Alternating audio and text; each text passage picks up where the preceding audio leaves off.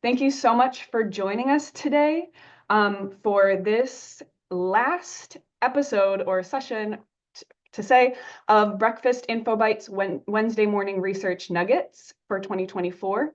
This is the University of Minnesota Extension's Department of Community Development webinar series where we have monthly Wednesday morning snippets of cutting edge research on topics that can apply to Minnesotans' lives of the day. And today we are so excited to have, in honor of Native American Heritage Month and Transgender Day of Remembrance, Giiwedin speaking about what does it mean to be Two-Spirit. Giiwedin uses any pronouns and is an Anishinaabe Two-Spirit water protector and educator who uses social media to share about their culture, Indigenous and environmental issues, and queer Indigenous history and acceptance.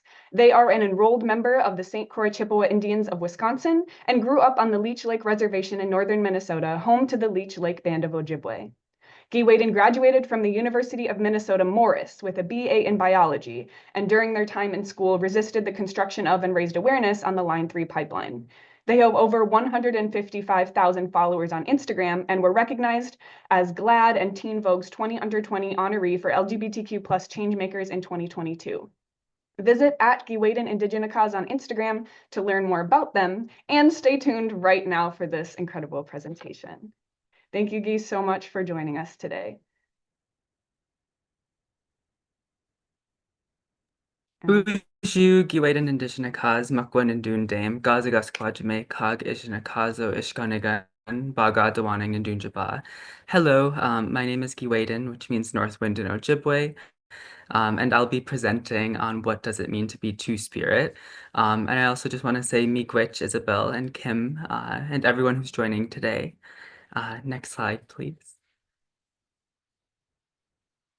It is Trans Day of Remembrance, so I just wanted to take a couple of seconds to hold space and silence for those who have lost their lives to violence, and yeah.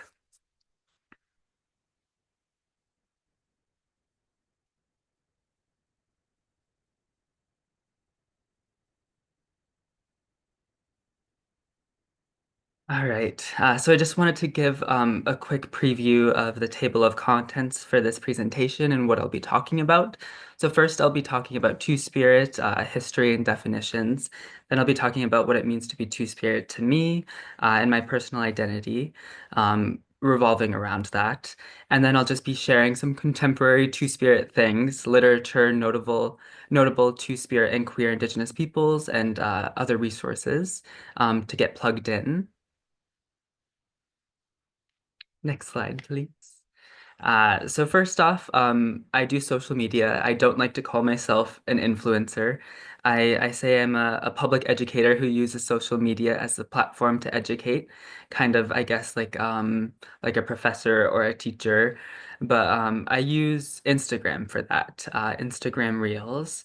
And I started building my platform in 2020 after I graduated high school and during quarantine, just sharing things about Anishinaabe culture and what it meant to be Two-Spirit, and also the resistance to the Line 3 pipeline here in Minnesota that did ultimately get built in 2021.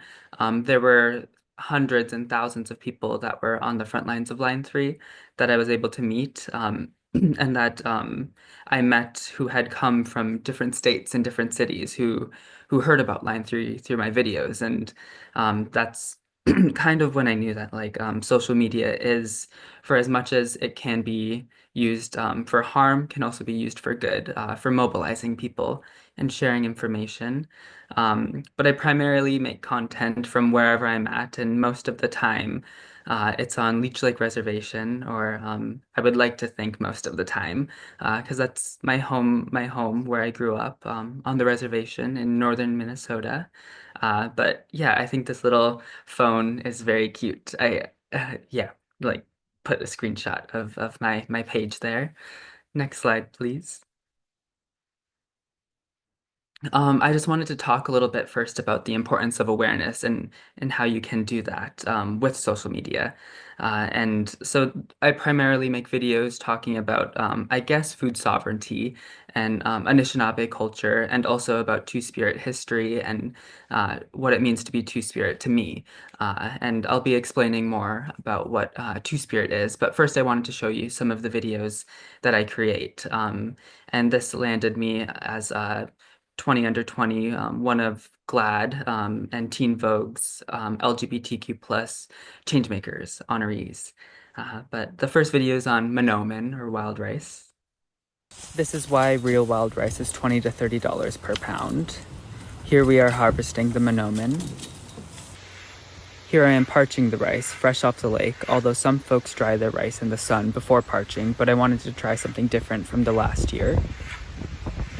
Parching preserves the Monoman. After parching is jigging, or dancing on the parched rice to break up the husks. Lastly, we winnow the rice. The husks fly away and we are left with the Monoman. This whole process is a labor of love. Also, I got by the poison ivy and a Giiwedin. That's good. Nimishomas approved. Hola.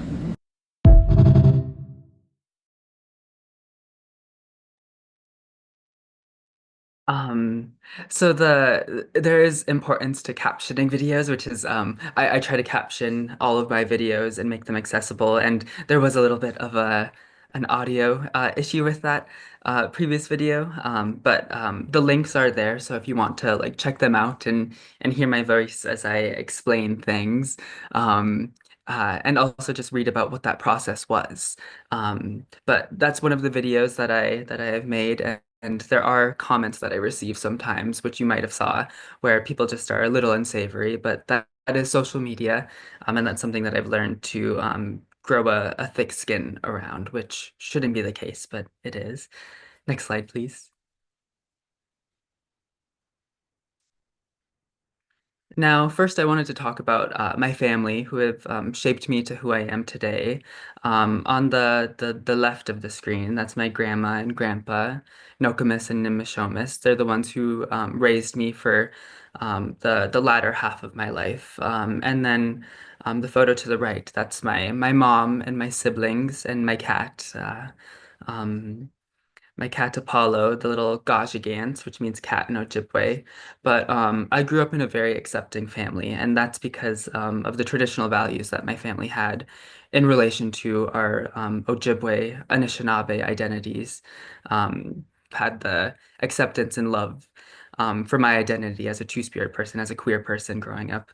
Because my grandparents and my mom and family would let me dress up as princesses for Halloween and play with Barbie dolls. All of the time, and that was encouraged. And I just am so thankful for that. Next slide, please. Now I'm going to be talking about like Two-Spirit and what those definitions are. And I have a few different spellings of Two-Spirit. My favorite way is to spell the last one with the two in it, just because I think it looks a little bit more chic. It's really, there's no like rhyme or reason to any of like the spellings. There's no standardized way, but next slide, please. Yeah, so Two-Spirit is a new umbrella term that is pan-Indian and is used by some Indigenous peoples to describe a tribally specific gender or role. Two-Spirit is contemporary. It's a new term, but the identities behind Two-Spirit have existed long before. Colonization. Two-Spirit, the actual word Two-Spirit, came out of the LGBTQ plus Native Americans and First Nations conference in Winnipeg, Manitoba, and that was in the late 1900s that happened. And it was a way to set queer natives aside from the broader LGBTQ plus community, and that's because there's not one way to compartmentalize an identity for Native people. We're native, we're not native and we're native, and all of our identities are in that. We can't separate our indigeneity from that. So although Two-Spirit is a contemporary term, the identities for each each culture have existed, um, has existed since before America was founded. Next slide, please. Um, so I just wanted to like detail the lineup of how the origins of Two-Spirit came to be in different queer identities specific to Indigenous peoples.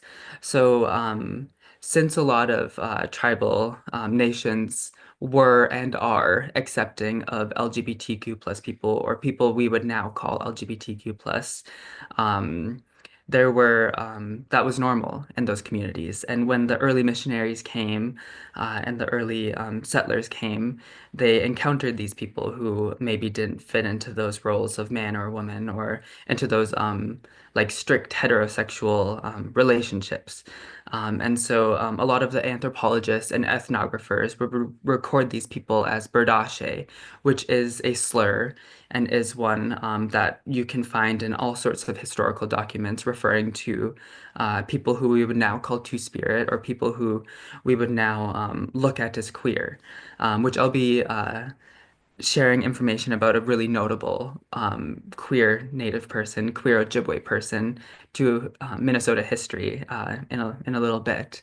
But Berdashe essentially meant what when they were writing it as Native American cross-dresser, and it's dated, it's offensive, it's not good to use.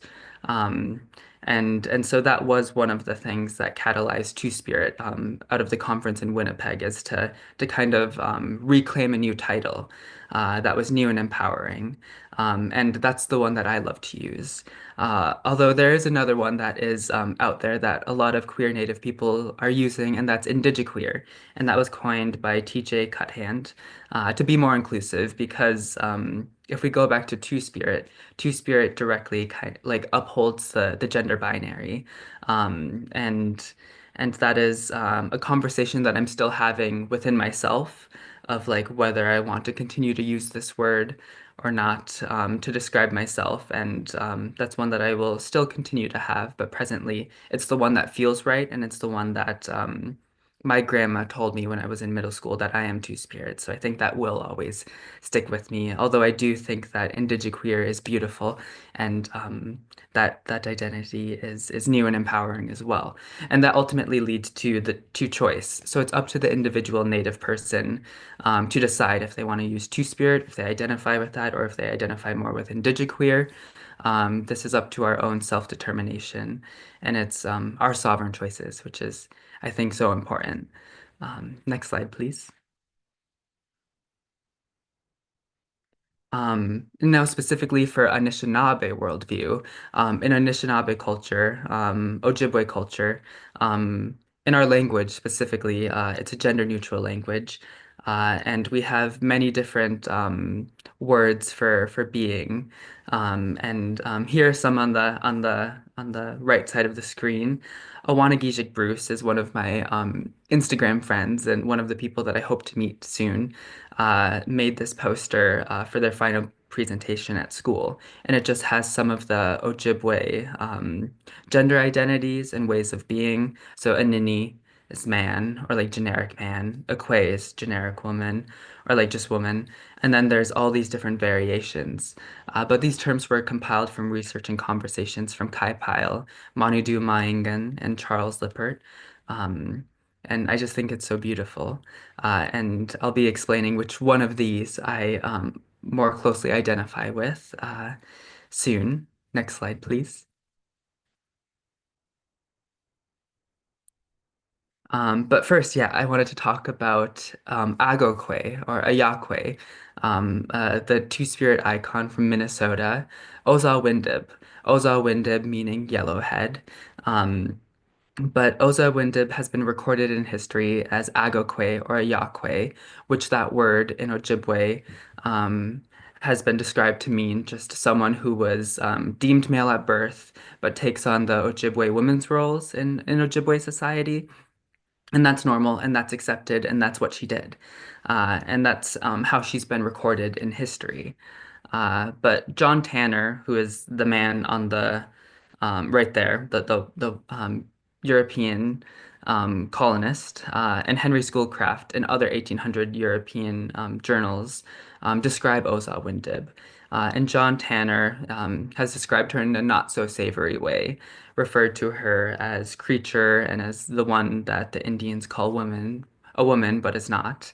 And just described like just his experiences with her because Oza Windib did try and court John Tanner, and he writes about that. She brought him moose meat and like traveled vast distances to like go and see him, and he was even like he wrote in The Falcon, which is his most famous like piece of work, that his mother, who was Ojibwe, because he is white, but he was kidnapped as a child and raised in an Ojibwe family, and the mother was like, she's a good hunter. She will provide for us. You should entertain this marriage. But ultimately, the advances were um, not reciprocated, and Ozawinda became the third wife of a chief. And that's something that you can read about and is very accessible and is not destroyed, which this kind of history does often fall to those to being destroyed by those in power who don't want people to know like there has been acceptance here. But Oza Windib guided Henry Schoolcraft to the headwaters of the Mississippi, and he did take credit for it, but she was the one who guided him there.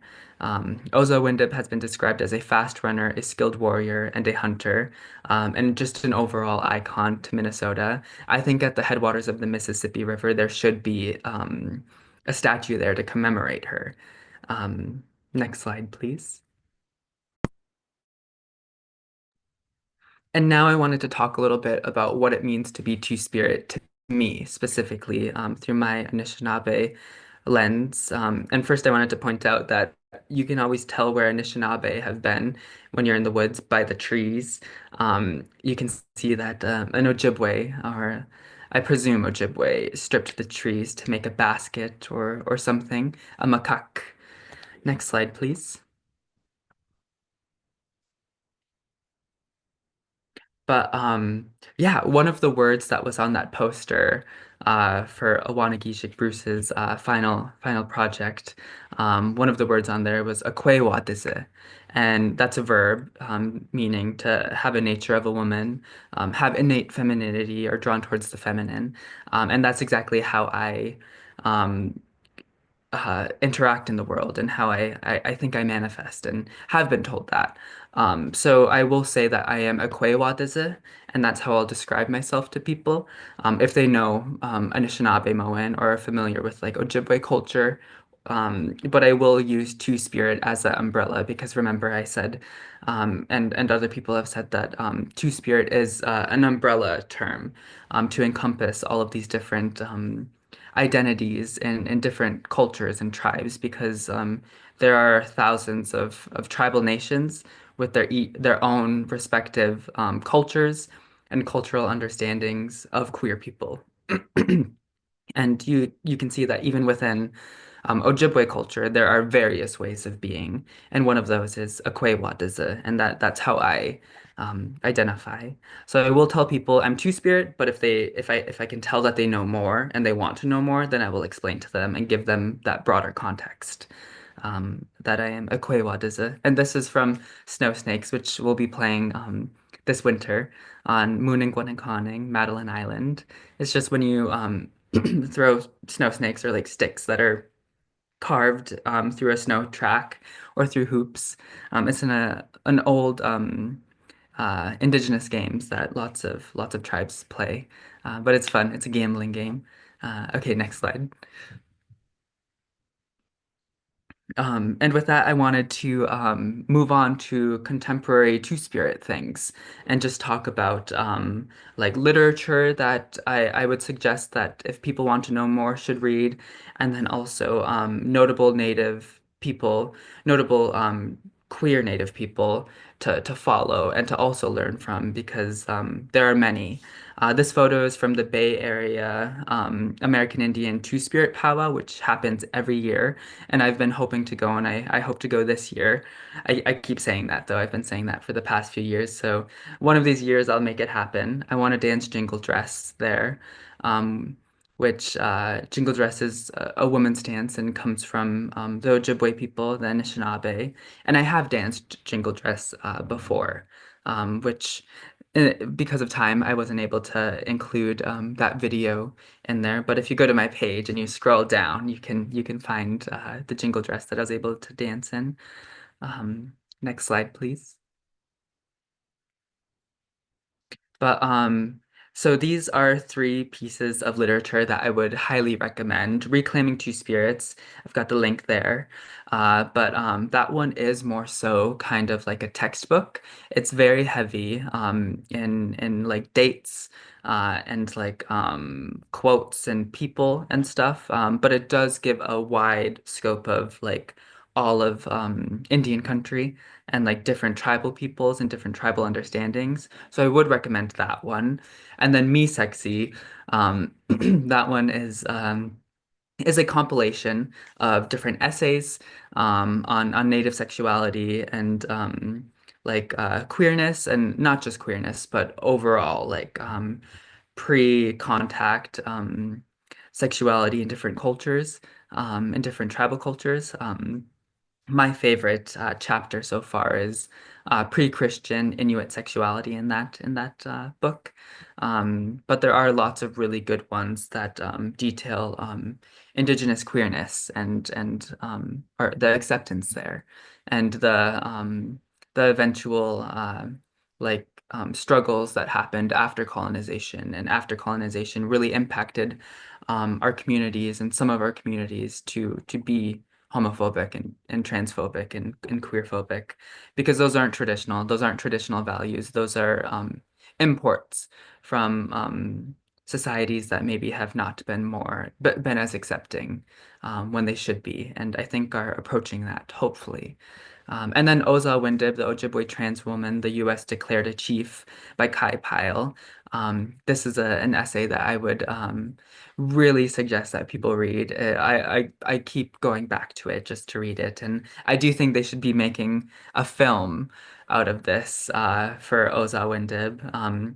Yeah, a statue at the headwaters of the Mississippi, the state park, and then also a film, book, lots of things, because everyone should know about Oza Windib, and everyone should know about the acceptance that Indigenous peoples, that Anishinaabe peoples have and had. But yeah, next slide, please. And then Two-Spirit queer notable natives. These are three folks that I would really hope that y'all follow up with and follow and learn from because they do share a lot of information. Charlie Amaya Scott, the woman on the left, Danae Aesthetics on Instagram is so awesome. I had the chance to meet her this past month over on a trip to Boston where we did a panel together. And we've been following each other for a while and learning so much. But she is a trans Dene woman and shares a lot of queer joy and education on her platform. And they're just so kind in person and have so much joy and information to share with the world. And then the couple to the right, Sean Snyder and Adrian Stevens, are so awesome. I've not had yet have the chance to meet them IRL, but I'm hoping to soon. They both are artists and dancers who dance at powwows, and they do couple dances in regalias, like couple regalias. And regalias are just the traditional wear that people wear at powwows. They're not costumes, and you should not be calling them costumes because they hold so much cultural significance. But they do beadwork, they sell art, and they also spread queer joy, two-spirit joy. Um, but yeah, these are the three people that I would highly suggest that you follow up with and follow. Next slide, please. And I just wanted to say, Miigwech, thank y'all for coming to the Info Bites this morning. I know it's early for some folks who may have joined from different time zones. And I just also want to say Miigwech to Isabel and Kim and the University of Minnesota Extensions. As a former alumni from the University of Minnesota Morris Cougars, where I got my bachelor's of arts in biology. Just want to say that I do think the school is really good, and I'm just thankful for this opportunity to be able to share about myself and about the culture and about what it means to be Two-Spirit. So miigwech. Thank you. And then I think the next slide is just resources. Um, but yeah, that ended 4 minutes early, so I definitely could have put in my jingle dress video. Although there was one of the videos that I had linked that I think is put in the chat. That isn't the wild rice video. That does have my jingle dress, where I'm doing kind of like uh, an honor dance, a power dance, just sharing about like the queer acceptance that Anishinaabe people had. And I think the premise of the video was uh, queer acceptance has existed here on American soil longer than homophobia has. And that video did rile up some of the bigots on Instagram, but that is how I guess platforms are built. For me, I found I've been able to navigate social media in a way that like continuously builds off of each other.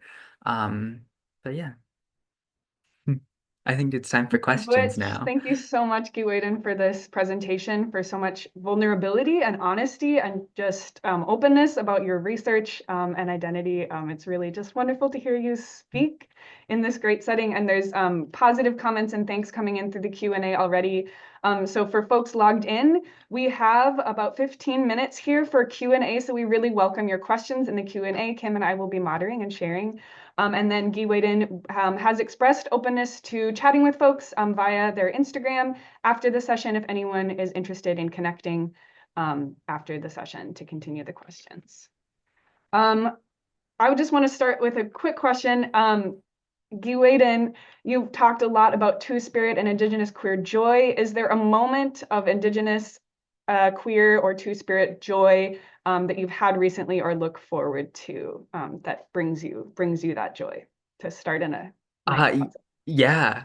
Yeah, so I mentioned meeting Charlie and Maya Scott, Danae Aesthetics on Instagram, IRL, and that was over in Boston for a panel that we were both doing with two other Danae trans women out there, and that was for the Trans Plus celebration at Harvard.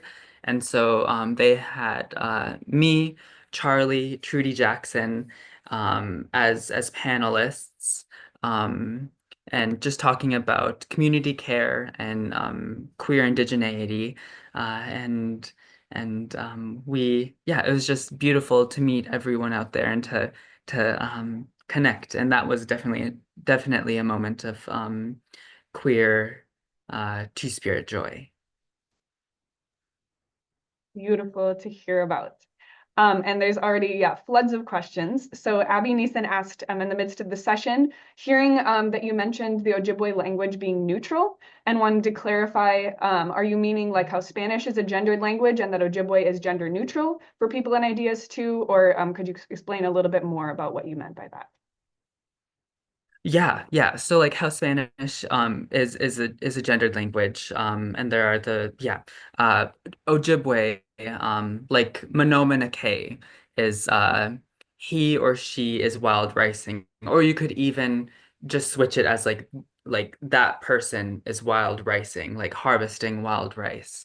And so there's no gendered way of speaking in the language, which I do think learning that or learning languages in that capacity does open room for of course this is just like a hypothesis that I I have that it is not really founded in anything, but I'm sure it's not mine. Like I probably absorbed it from somewhere. Um, but that probably definitely did lead to all of the different gender identities and ways of being in Anishinaabe culture. Like we saw there were more than 10. So I think when you have languages that aren't so strict in that way, where there's like men speak this way, women speak this way, that it's just open, that it does open the mind to more ways of being, which I think is so beautiful. So yeah, Anishinaabe Moan, Ojibwe Moan is gender neutral in that way. I hope that answered the question. I kind of go on tangents. You're doing great. Thank you, Giiwedin. You're getting some gratitude from a fellow Two-Spirit from the north. And so you're just getting, yeah, gratitude and openness. Jay Belcito asks, has transphobia infiltrated the community, or are Two-Spirit people still more accepted within the community? Um, I would definitely say that transphobia has infiltrated our tribal communities. It definitely is a like uh I guess case by case.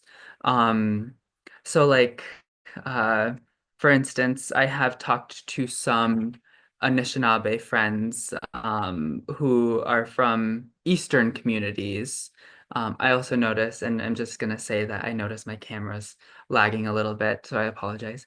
But Eastern communities who were hit heavier and harder by colonization. And what I mean by that is like by Christianity, and the early Jesuits and missionaries who came who saw these other ways of being, that these people we would now call Two-Spirit, um, and like wanted to bury that and wanted to take that out of our cultures. And a lot of the times for some of those communities, they were successful, which is very sad. But Ojibwe people, Anishinaabe people are so widespread that that wasn't able to happen throughout all of Anishinaabe country. And so it really is just um, we got so lucky that Oza Windib's story and that way of being and the writings of how it was accepted is in historical documents, not just oral histories or oral stories. Um, but yeah, because of Christianity and colonization, I call it the C squared combo. Uh, that there is transphobia and homophobia in our communities, but that's not traditional. I just want to say it is not traditional, and we should be decolonizing and moving away from those harmful, harmful thoughts and ideas because Gijimani made everything, and everything is sacred, and that includes all of us, every one of us. But yeah. Thank you so much for that response, Giiwedin. You're getting just an overwhelming amount of thanks and gratitude for the knowledge you're sharing and your openness. There is a question on, will this webinar be recorded and can we share with our colleagues? Yes, the webinar is being recorded and it will be posted to the university's Breakfast Info Bites webpage. Hopefully within the week at least, and at least within 2 weeks. So you'll get a follow-up email with all the resources and links you've received today. And then we'll hope that you'll be able to check back on our website for when it's posted online, and then feel free to, yes, share with others. There's another question from Rachel Weiher. I hope I've said that correctly. How should we be representing Two-Spirit folks in archives? So much harm has been done historically, and how can we work to do better? Mhm. I definitely think having those open conversations with Two-Spirit people is important and is that first step. Um, because yeah, I don't quite know how historical like spaces work in terms of like archives and stuff, and if like it even is possible to go through and like kind of like look at those records and change Birdashe to like Two Spirit, or like what you would change that to. Um because I mean, like in terms of treaties and stuff, I've had conversations with friends who we don't know a lot about legalese and like what is possible, um, like to do with that, like in terms of treaties that are referring to indigenous peoples to North America as Indians from India, and how we could change the language there in specific treaties, which I don't know. And I think I have reached the conclusion that it is not possible to do that. But I don't know in terms of like historical archives if that is something that could be done or also should be done, which is why I think the first conversation or like the first step is to have those conversations with Two-Spirit people. Um, and it would be conversations that I could foresee being kind of split. Because for myself, I do think that it is important to keep language like that, just so that we know where historically we have been and where we can continue to strive for in the future, and to keep that change going. I hope that answered. Thank you, Giiwedin. We have another question. Cyrano Patton says, "Hi, thank you very much for sharing so deeply. I'm curious about whether indigiqueer refers more so to gender identity or a blend of gender and sexual orientation slash identity." Mm. Um, I think so queerness as queer, from what I understand and have come to understand, is more expansive than, yes, like you said, than your sexuality or your gender, and I think that is also how I understand, or it's not also how I understand. It is how Two-Spirit is. Two-Spirit describes those gender roles, those societal roles, those cultural roles, and even your sexuality, and can, but it's not tied exclusively to that.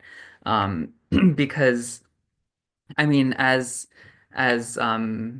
like I was saying this, and I'm trying to think if I can say it in like a fun PG way because it is like I did say this in a university setting for a keynote speech that I did a while ago, but just like heterosexual people, cis heterosexual people are so interested for some reason in whatever goes on in queer people's bedrooms or wigwams or teepees, that is not the only part of our identity. It's more expansive than that. And that is how I see Two-Spirit, and that is how I see indigiqueer, and that it's not just in relation to like our gender identities or our sexual preferences.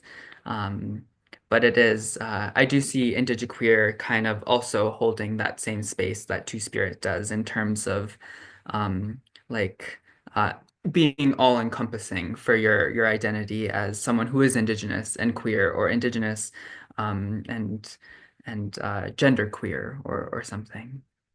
But yeah, that's a really good question. Thank you. It's got me thinking.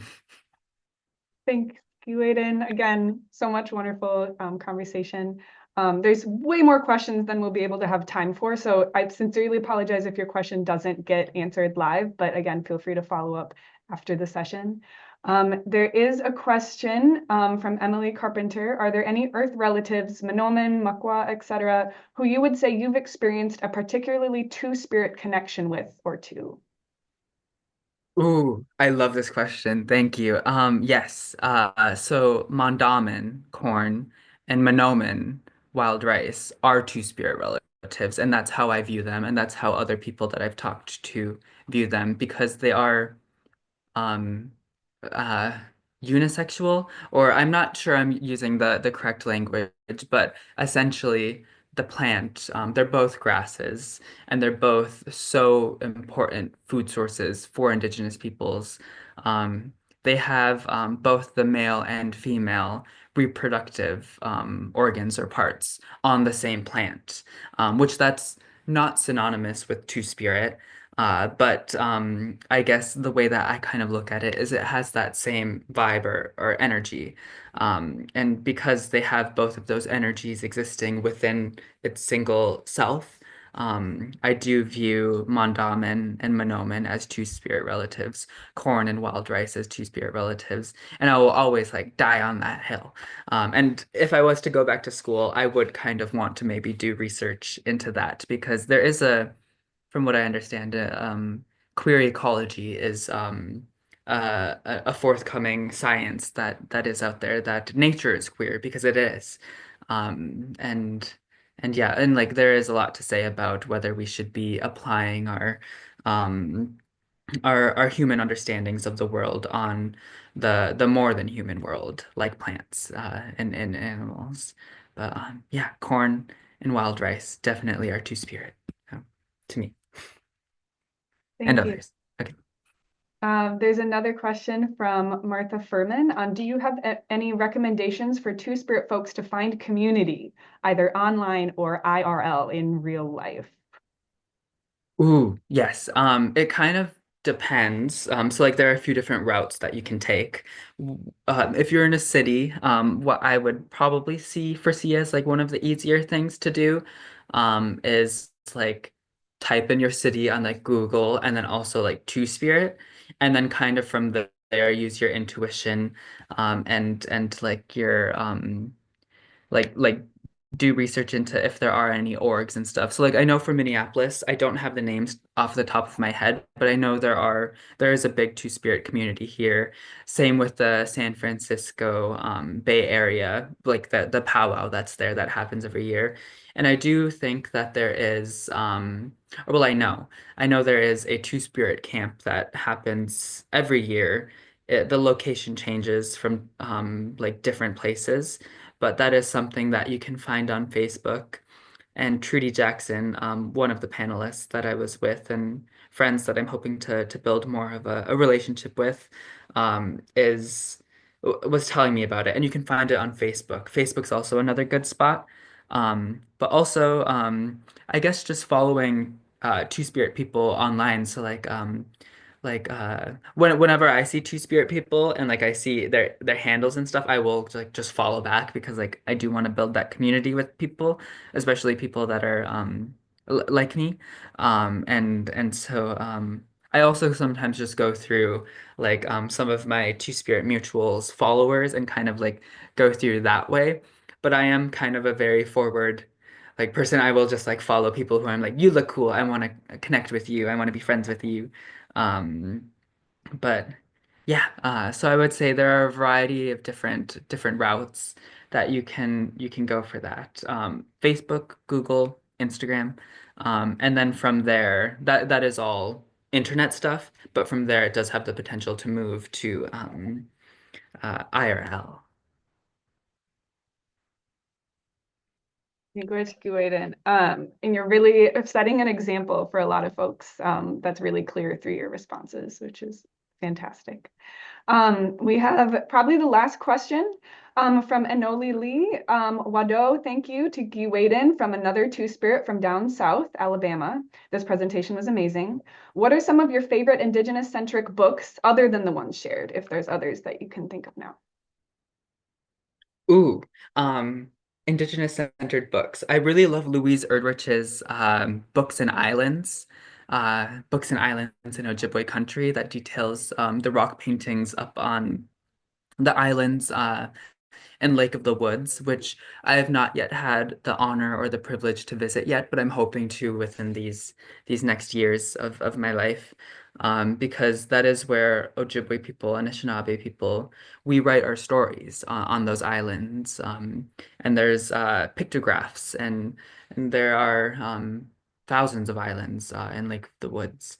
Um, Thousands, hundreds, I don't know, many. There are many islands that have rock paintings, and that one just details Louise Erdrich's like journey up there to look at them, and the illustrations in the book are very beautiful. So that's one book, and then I have another minute to talk about another book that I really like, and that's Night Flying Woman, which I forget the author, but is so good. Details the transition. Or like those early periods of colonization when Anishinaabe were figuring out like what do we do And it just details this woman that was born during this pivotal change, like time of change, in her tribal community, going into the woods and then coming into society where it was changing, and it was like this big shift from traditional life to life that was very impacted by early colonists. But that was Night Flying Woman and Books and Islands by Louise Erdrich. Well, thank you, Miigwech Giiwedin, so much, and thank you so much to everyone who's joined us today. Sincere apologies if your question wasn't answered. So again, these resources we'll send out after the session. The recording will be posted to the website. Thank you so much to everyone today, and really Giiwedin for making the time to join us today. We just really appreciate you and all the work you're doing, and it's so clear from just the piles and piles of questions that I haven't even been able to scroll through. How appreciated you are in the community. Chimigwit, big thank you.